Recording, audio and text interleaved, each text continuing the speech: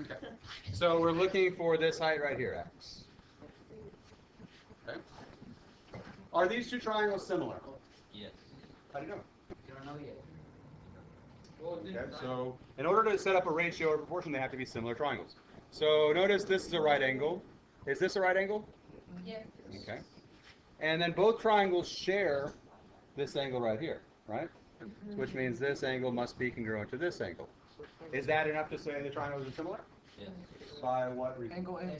Angle, angle. So we say the triangles are similar by AA, and so that means the sides must be proportional. And so we can write a ratio.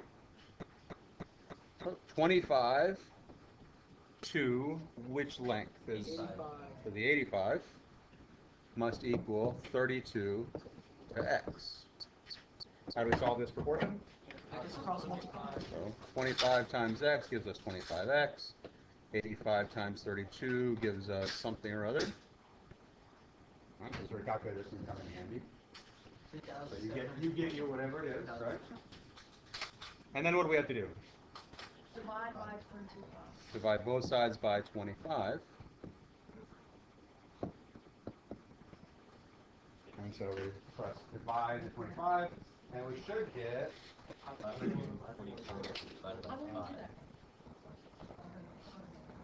So we should get 108.8 feet.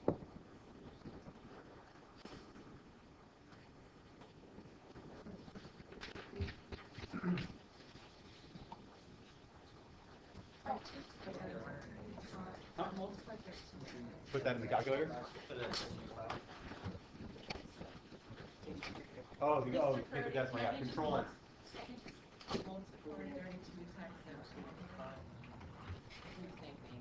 Can you reduce?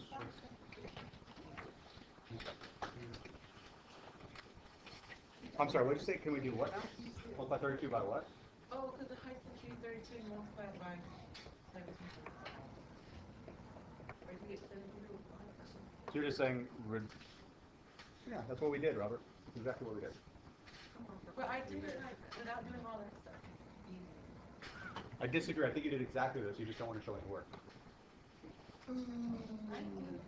You flipped over your ratio. You had 85 over 25 and x over 32, and you multiplied by 32. Oh, yeah. Okay, so yeah, absolutely. Okay. Example 2. Thank you, Robert, for your call. Billy Bob, a 6-foot man, is standing 7 feet from a small mirror lying horizontally on the ground.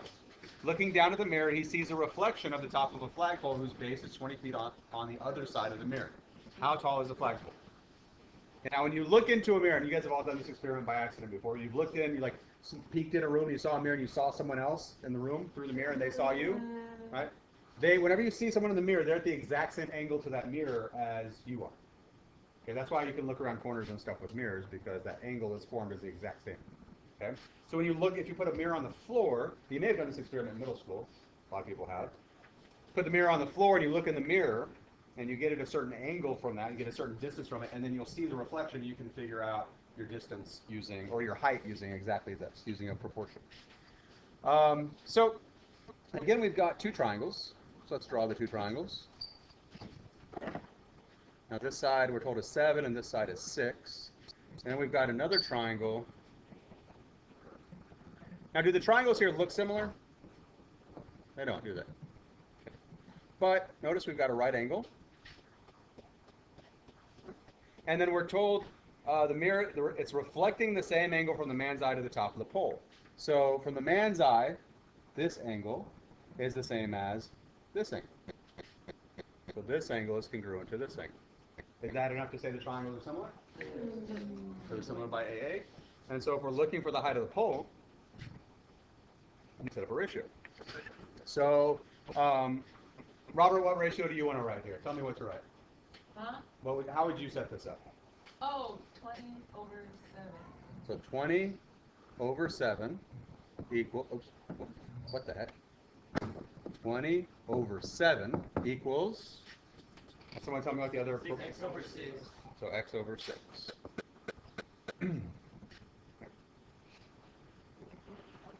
So now we can cross multiply. 7x. So we get 7x equals 20 times 6, 120. Divide both sides by 7. How tall is the pole? 17.14 feet. Okay.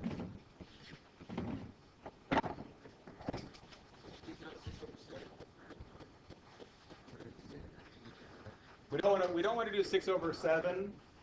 It'll actually work, but to keep things consistent going throughout, we don't really want to set up that. But what was your other question? Sure, we could have done x, or 6 over x equals 7 over 20. Sure. And believe it or not, you can actually do 6 over 7 equals x over 20 as well. So all work. But, okay. Any questions on those two examples? All right. Take a look at number 2 in the assignment. Now, number 1, you're given the picture, so I'm not going to work that one with you. You'll get time in just a few minutes. But number 2, you're not given a picture, so I'm just going to go through how to kind of approach drawing the pictures on these. Okay? So your goal on all these problems, when you're setting up a proportion, you need to draw the triangles. Okay, so we know ahead of time we're going to have 2 triangles somehow. Okay, it's just how they're kind of oriented or whatever. So we've got a 30-foot tree located 100 feet from the base of the building. An armadillo starts at the base of the tree and moves in a direction that is away from both the tree and the building. An observer on top of the building finally sees the armadillo when it is 38 feet from the base of the tree. How tall is the building? So we've got, in this case, we've got a tree and a building. So they're both standing on the ground. All right? Now out of the ground, there's this tree. And there's this building.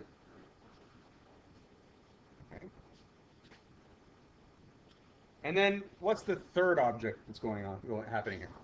An armadillo. And the armadillo starts at the tree, and it goes away from both the tree and the building. So what direction is he going to go?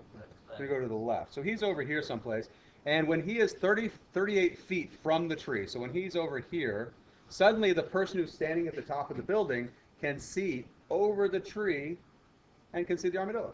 In other words, the tree's blocking their view. They have no idea the armadillo's there until he gets a certain distance away, and then suddenly, oh, look, there's an armadillo. Okay. So now let's label our lengths here. So how far is the armadillo from the tree? Read carefully. 38 feet. Now we've got to pay really close attention. How tall is the tree? 30 feet. Okay. Where is the 100 going to go? From the tree to the building. Okay, so 100 will be right here. And what are we finally, what's our last side? The person's 38 feet tall. No. Oh, never mind. Yeah, we want to find the height of the building. We don't know how high the building is. Okay. So does everybody see 2 triangles? Yes. And make sure you're looking and you can see 2 triangles. Are the triangles similar? So they both have right angles and they're sharing an angle, right? So they're similar. And so we can write a proportion. Fraction equals fraction. Now, I don't know. I always used to teach put the x first, but it really doesn't matter. But I'm going to put the x first. Now, what side is corresponding with x? 30. The height of the tree, so 30. Right? So x goes with 30. And then what's the side? How long is this side of the triangle? 138. So x over 30. Sorry about that. X over 30 equals 138 over 38.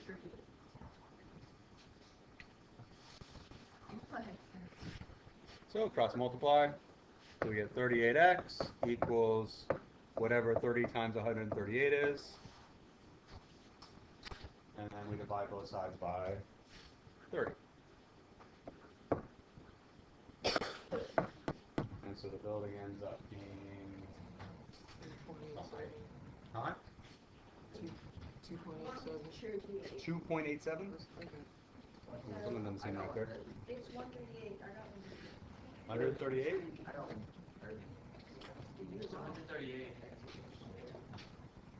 138. 138. Did you divide by 38 or by 30? 30.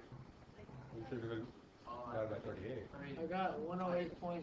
Now when we cross multiply, No, yeah. we get 38x. We have to divide both sides by 38. Right? Yeah. Does it have to be like that? It's over 30. I got It could be 30 over x equals 38 over 138. 108.94. You tell me, what's 30 times 138 divided by 38? You got a calculator? 108.9. Exactly 138. So you did 30 times 138 divided by 38. 30 times 1. 108.94. Yeah. Divided by, just kidding. There we go. 108. 108 108.9. Wait, what? 38. 108. Oh, just kidding. No, 108.97. 108.947 as I recall. No, it's not. It's 4. 947. It's not. 947. Oh no, it is 947. Okay.